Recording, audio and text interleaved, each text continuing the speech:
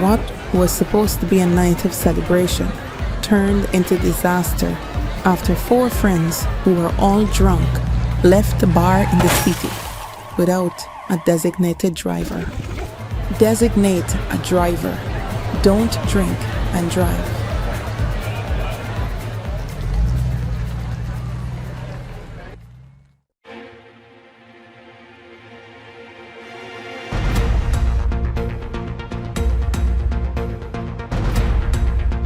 This is your news source evening bulletin for today, Tuesday, the 22nd day of October in the year 2024.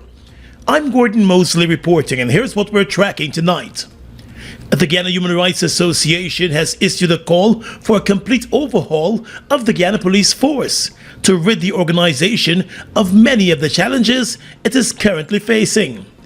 In a statement today, the GHRA said that the symptoms afflicting the Guyana Police Force cannot be treated as the shortcomings of individual officers or political parties, but a system which has not been working for decades. The association said whether through a national commission on democratic policing or some other similar mechanism, a national conversation in partnership with communities is urgently needed to achieve a fundamental transition from a Guyana Police Force to a Guyana Police Service. Further, the human rights body noted that the ongoing issue over the constitutionality of President Irfaan Ali's plans to confirm Acting Police Commissioner Hicken substantively in the post, despite him being over the age of retirement, as well as a saga involving the money laundering probe of Assistant Commissioner of Police Calvin Brutus, those issues raise serious legal, ethical, constitutional, and accountability issues. The body said the force can only be redeemed by transformational reforms in all areas. According to the Human Rights Association, pervasive dysfunctionality in the Guyana Police Force is manifest in many ways. A retirement age at 55 years, for example, underlines the distance of the policing establishment from civilian life, in which many people would consider a person of 55 to be in their executive prime. The human rights body said the startling facts, as revealed to the press by Mr. Brutus, that perks enjoyed by senior police officers are such that he has no need to spend his own salary, are more disquieting, as are revelations about the millions of dollars of wedding and Christmas gifts to the police officer from businessmen. The GHRA said while the Police Complaints Authority and the Police Service Commission have specific roles to play, its view is that there is no body or mechanism specifically dedicated to oversight of the Guyana Police Force. And it believes that as a result, the momentum for evolution of the police force as a modern police service tasked with ensuring accountability and promoting a peaceful multicultural Guyana is non-existent. The body is proposing the development of a comprehensive reform program to be promoted as a single package where there is more community-based policing, among other issues. More news coming up in just a moment. It all starts with one. Maybe it's one look, you know the one, or one touch, even one word. It can start with one step, or one promise, one thrill, one first time, one deep breath, one leap of faith, one day to remember, or one night to forget. One moment, so many stories that make up one crazy, average, everyday, fabulous life. We get one life, just one. Make your move. It all starts with one.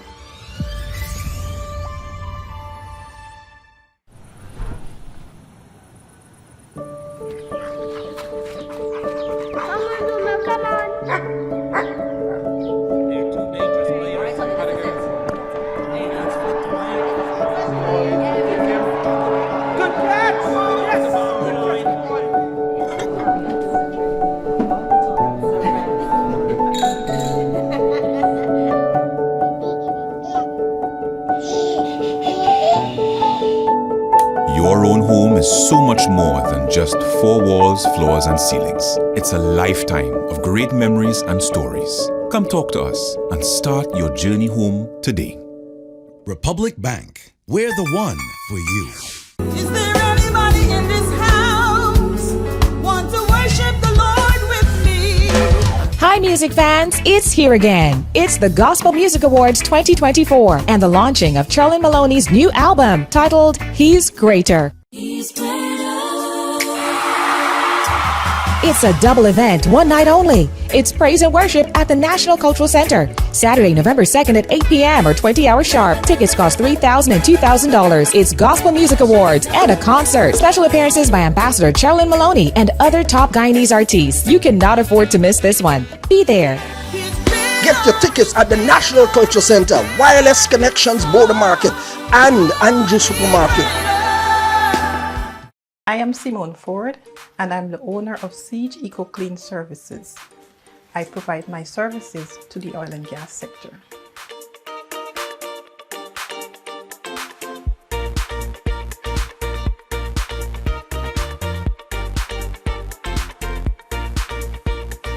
We provide janitorial services which are environmentally friendly, so we produce healthier homes and healthier workspaces.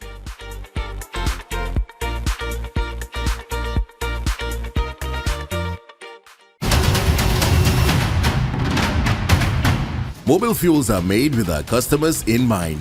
Mobile Synergy Supreme Plus is designed to help you protect your engine so that your vehicle can give you better mileage and better performance.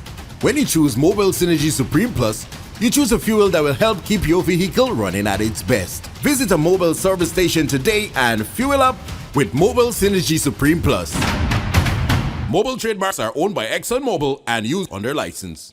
Now let's tell you that the government of Guyana, through the Attorney General and Minister of Legal Affairs Anil Nandlal, has turned to the U.S. Department of Justice for legal assistance in its bid to have U.S.-based Guyanese political and human rights activist Rickford Burke arrested and prosecuted for allegedly inciting ethnic strife and criminal violence in Guyana. In a letter to the U.S. Attorney General Merrick Garland on the 27th of July, Attorney General Anil Nandlal accused Burke of launching almost daily attacks against the government and citizens of Guyana through his Facebook page. According to the Attorney General of Guyana, the attacks are clearly intended to excite racial hostilities among the different races and classes of the citizenry, incite ethnic strife, encourage criminal violence, cause public disorder, mayhem, and rain terror across the length and breadth of Guyana. He said while Guyana's constitution guarantees freedom of expression, it guards against hate speech or other expressions that are capable of exciting hostility or ill will against person or class of persons. He said Mr. Burke's actions are in breach of the Guyana Constitution and amount to a number of criminal offenses in Guyana, adding that they have also caused immeasurable damage to the character and reputation of government officials, public officers, and even regular citizens. Minister Nandlal told the U.S. Attorney General in his letter that while Burke has been charged with criminal offenses in Guyana, the fact that he is out of the jurisdiction poses significant challenges, and as such, the assistance of the U.S. is required. Meanwhile, in a separate letter to the U.S. Department of State on the 27th of July, the Attorney General alluded to a meeting with Guyana's Deputy Chief of Mission, Zulfikar Ali, and the desk officer for Guyana, Michael Sheena, during which it was disclosed that Burke had lodged a formal complaint with the Federal Bureau of Investigations, alleging that the government of Guyana was harassing him and had sent a police officer from Guyana to his Brooklyn residence to cause him harm. The allegations against the government, the Attorney General said, are absolutely false and wholly unfounded and constitute a malicious attack on the integrity, reputation, good name, and international standing of the government of Guyana. He said given the seriousness of the matter, the government at the time was consulting its lawyers in the U.S. to determine the appropriate legal action. However, the Attorney General clarified that it was a magistrate who ordered that the summons be served on Burke by the Guyana Police Force after he and a number of other persons were charged with 2 counts of conspiracy to commit a felony, dating back to August and September of 2022. The magistrate's order had nothing to do with the police officer being sent to the U.S. to serve any summons. According to the Attorney General, Burke has been allegedly using his social media platform to extort Guyanese businesses, and one of the victims reported the criminal extortion conspiracy to the police force, and the sting operation was carried out locally by the Guyana police force. Nandlal said it was against that background that Burke was charged, and once the summons was issued, a duly authorized officer of the Guyana police force traveled to New York and retained the services of a licensed legal process server to serve the documents on Burke. He claimed that Burke was served and that it was captured on camera. It is unclear whether that police officer's presence in the U.S. to do official duties was given clearance by the U.S. authorities. The Attorney General, however, said the government played no part whatsoever in the matter, and that it was simply a citizen using the local justice system to have Burke brought to justice. He said the Guyana Police Force, the Office of the Director of Public Prosecution, and the Judiciary have simply discharged their constitutional and legal duties. The Attorney General also said, should the FBI investigate the matter thoroughly, it would find that the allegations made by Burke are false. In 2023, the Guyana Embassy in the U.S. had also filed a complaint to the U.S. Department of State against Burke. In response to the letters by the Attorney General, Mr. Burke dismissed the Attorney General's request for the U.S. to render assistance for him to be prosecuted as desperate and unlawful. Rickford Burke said he's not afraid of Nandlal or any of his antics, which he described as unlawful. Burke has accused the government of Guyana of trying to frame him in connection with matters that have taken place in Guyana, pointing out that he has not been in Guyana for more than 20 years. Almost a month since the abduction of 34-year-old Joshua David from outside a Main Street restaurant, investigators appear stumped in finding the man, although they have arrested and charged 7 men in connection with the abduction. Family members of the missing man remain devastated and continue to hold out for hope. 2 days ago, they observed the man's birthday, but are hoping for his return, even as the reality that he might never return appears to be setting in. Police investigators believe the young man might have been murdered and buried, but they have insufficient evidence to confirm that position. Investigators have been carrying out searches in a number of areas, but all of those searches have turned up empty-handed. News source understands that the police believe that there was a mastermind behind the man's kidnapping, and the kidnapping may have been linked to him knowing the whereabouts of 2 men who are wanted for murder. Police investigators believe that the missing man knew all of the men who abducted him and had even worked along with one of them at a company a few years ago. The abduction was captured on camera, and although the suspects were arrested and charged, they have all reportedly remained silent on questions about the man's whereabouts and about the mastermind who orchestrated the abduction. The suspects are currently on bail as their case remains before the court. The Guyana Elections Commission GCOM is currently conducting a national registration exercise. Who can register? Anyone who will be 14 years or older by December 31st, 2024 and is a Guyanese citizen by birth, descent, naturalization, or is a citizen from a Commonwealth country living in Guyana for 1 year or more. Types of transactions. Anyone eligible for registration is required to visit the registration office responsible for his or her area of residence to apply for registration. Persons who are already registered could apply for a name change if they have changed their names since they were last registered. Apply for corrections if there is incorrect information on their national ID cards. Persons who are desirous of conducting any of the above transactions must provide the relevant supporting documents. Persons who are already registered could request that their photographs be retaken if the quality of the photographs on their ID cards is unacceptable. Collect their new ID cards if they have not done so as yet. This registration exercise will end on November 29, 2024. For further information, please contact GCOM on the following hotline numbers: 225-027729, 226-6557, 223-9650, or visit the GCOM website at www.gcom.org.gy.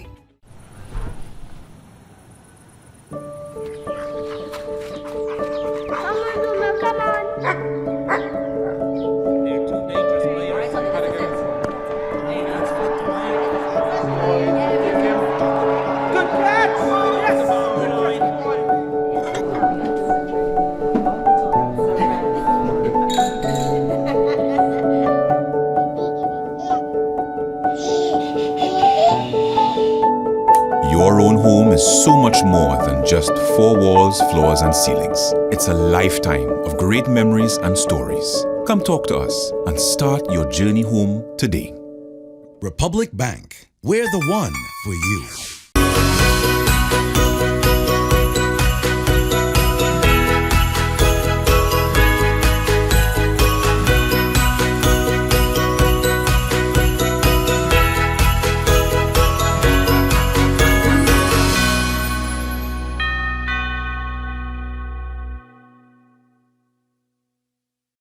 It all starts with one. Maybe it's one look, you know the one, or one touch, even one word. I can start with one step, or one promise, one thrill, one first time, one deep breath, one leap of faith, one day to remember, or one night to forget. One moment, so many stories that make up one crazy, average, everyday, fabulous life. We get one life, just one. Make your move. It all starts with one.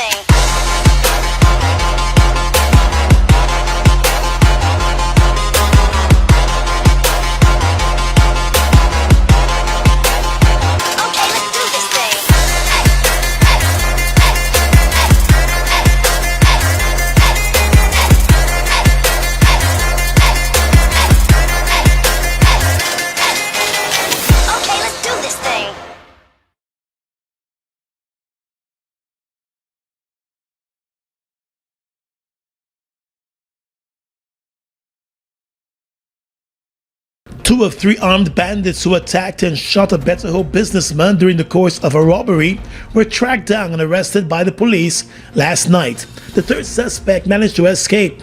The police have identified the two gunmen as 35-year-old Winston Harris from Eccles and 38-year-old Dexter Simon of Charlestown. They both remain in custody. The police said investigators were able to recover a .32 revolver and a .38 revolver with matching ammunition when they arrested the two suspects.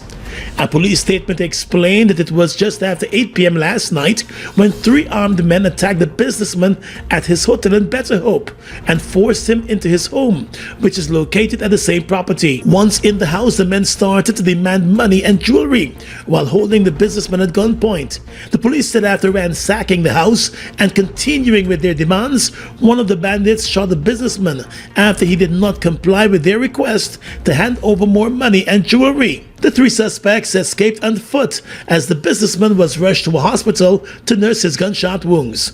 The police said a group of its patrol ranks received information about the suspects hiding out in the industry community and moved into the area. They were able to apprehend two of the suspects while the third escaped. The suspect who escaped is only known as Kevin, and searches are ongoing tonight for him.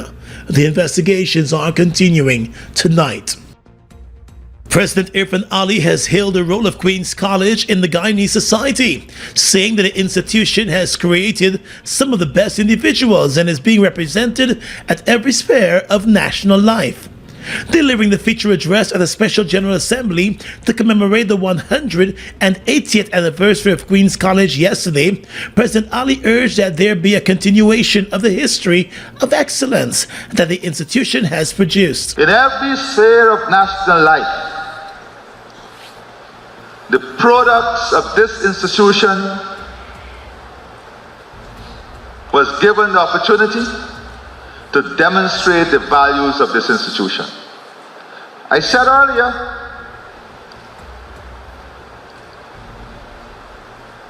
that the best is expected of you, and you have been given the best in every sphere of national life.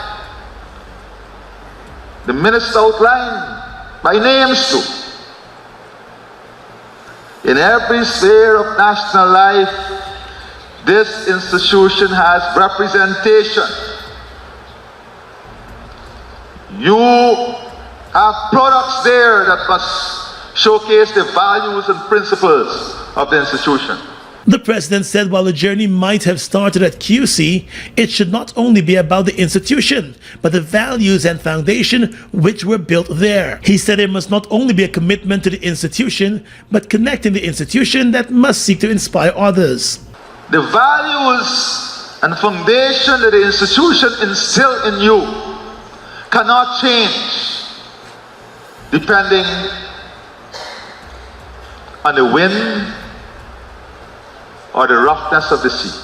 And as your badge of honor reflect a ship navigating the waters, what do you see? Look at the positioning of the sail and look at the direction of the flag. Do you see it going in opposite direction?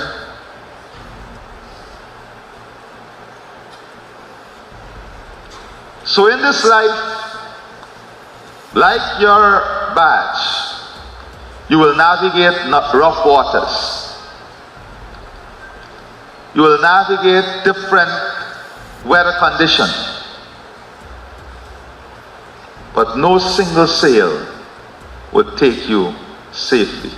But the president noted too that while a certain standard is expected from persons who are at Queen's College and those who have passed through the school, operating under different circumstances and environment is paramount in carrying through with the institution's traditions. My humble view, staying true to the tradition of this institution and the value system of this institution is by honoring it. And the only way you can honor it is by living it every day, like Dominic Gaskin taught us to do. Queen's College, the president said, as the country's top secondary school, is known for contributing to the intellectual landscape of the country by producing distinguished professionals, some of whom have served in the highest offices in the land, including heads of state. The school is hosting a number of events all week long as it celebrates its 180th anniversary. Construction work is set to begin soon on the $6.5 billion state-of-the-art regional hospital at Latem. The facility will feature 2 fully functional operation rooms, an emergency room and a procedure room, along with a diagnostic imaging service. It will also include outpatient specialized clinics and a digital health control room. At a sod turning for the hospital over the weekend, President Irfan Ali said more than $7 billion has already been injected into the region's health sector. Many developed jurisdiction, in many developed countries in the world, they would never invest this quantum of resources for 33,000 people. That's a statement of fact. You can go check it. What it tells you is that geographic location or size of population is not the bar in which we place our development. It is quality of life and making meaningful changes for every single citizen. When completed, the hospital will increase access to critical services, but will also improve the quality of services that the residents of Region 9 will receive. Health Minister Dr. Frank Anthony said the government has been investing heavily in the health sector and decentralizing critical services by upgrading health facilities across the country. He said in Latem, the hospital's operating theater was upgraded, while a recovery room was added to accommodate more patients, resulting in an increase in surgeries. In 2020, we were barely doing maybe about 139 surgeries at this hospital. By the end of last year, we did more than 1,000 surgeries right here in this hospital. Dr. Anthony said the government's strategic investment in the region's healthcare sector has also resulted in a reduction in maternal deaths. And because of that, our maternal mortality, that means the death that happens during pregnancy, went to 0. And that's an achievement for this region.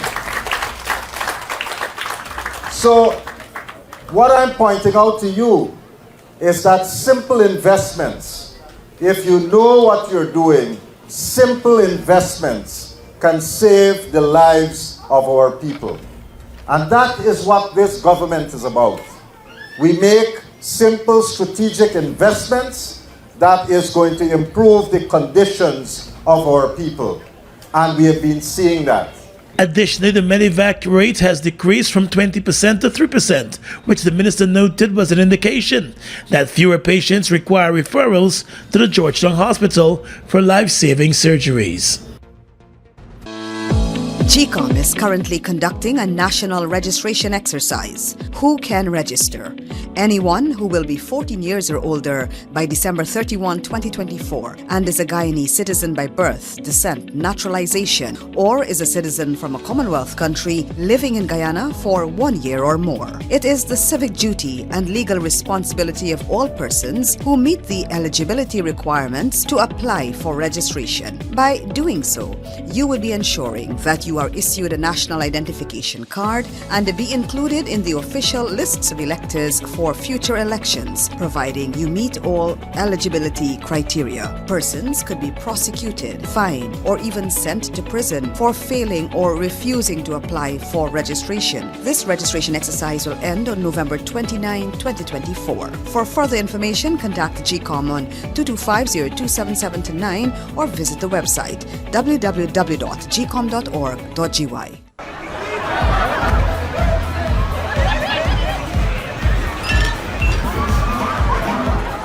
What was supposed to be a night of celebration turned into disaster after 4 friends who were all drunk left the bar in the city without a designated driver.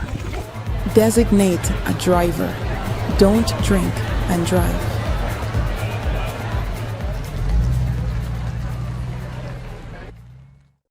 It all starts with one.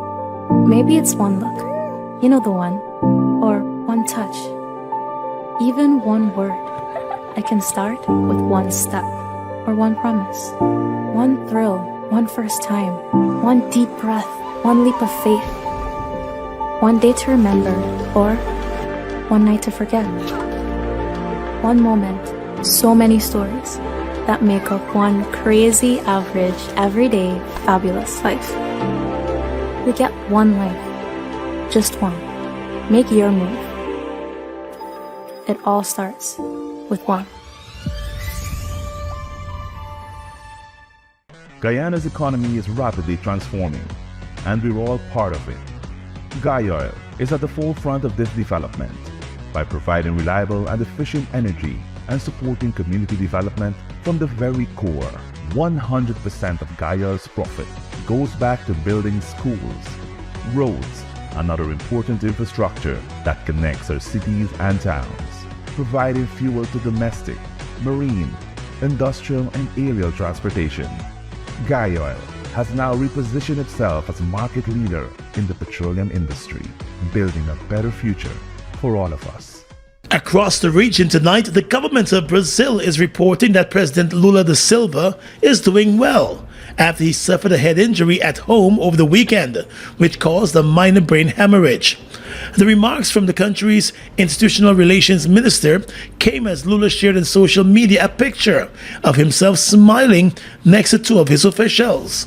The post did not provide details about his health. The president's injury forced him to cancel a trip to Russia for a summit of the BRICS group of major emerging markets, which is being held in Kazan, following medical advice to temporarily avoid long-haul flights. One official said that the president was in close contact with Foreign Relations Minister Mauro Vera, who is now representing him at the summit in Russia. The Discover Dominica Authority is seeking to woo travelers from North America to the Eastern Caribbean island this winter season with the launch of a new campaign. Loop Caribbean reports that Dominica Your Winter Getaway, where nature and adventure await, was launched yesterday and aims to attract couples, families, friends, and retreat groups looking for unique and immersive travel experiences. The Discover Dominica Authority said they plan to boost stayover arrivals over the next year and to increase brand visibility in key markets by 2025. Major selling points in the campaign include the island's ecotourism treasures, rich cultural heritage, and its reputation for safety. And finally tonight, international news. A court in Peru has sentenced former President Alejandro Toledo to 20 years and 6 months in jail for corruption and money laundering. Prosecutors say the former president took $35 million in bribes from a Brazilian construction company, which was awarded a contract to build a road in southern Peru. The 78-year-old ex-president was in office between 2001 and 2006. He was arrested 5 years ago in California, where he had lived and worked for many years, and extradited to Peru last year. The Brazilian company admitted paying millions of dollars in bribes to officials across Latin America and the US to secure government contracts. The presiding judge in the case against the former president said Peruvians had trusted Toledo as their president, in charge of managing public finances and responsible for protecting and ensuring the correct use of resources. Instead, she said, he had defrauded the state. Toledo has denied the allegations against him. And that's your News Source Evening Bulletin for tonight. I'm Gordon Mosley reporting and encouraging you to have a safe and enjoyable night.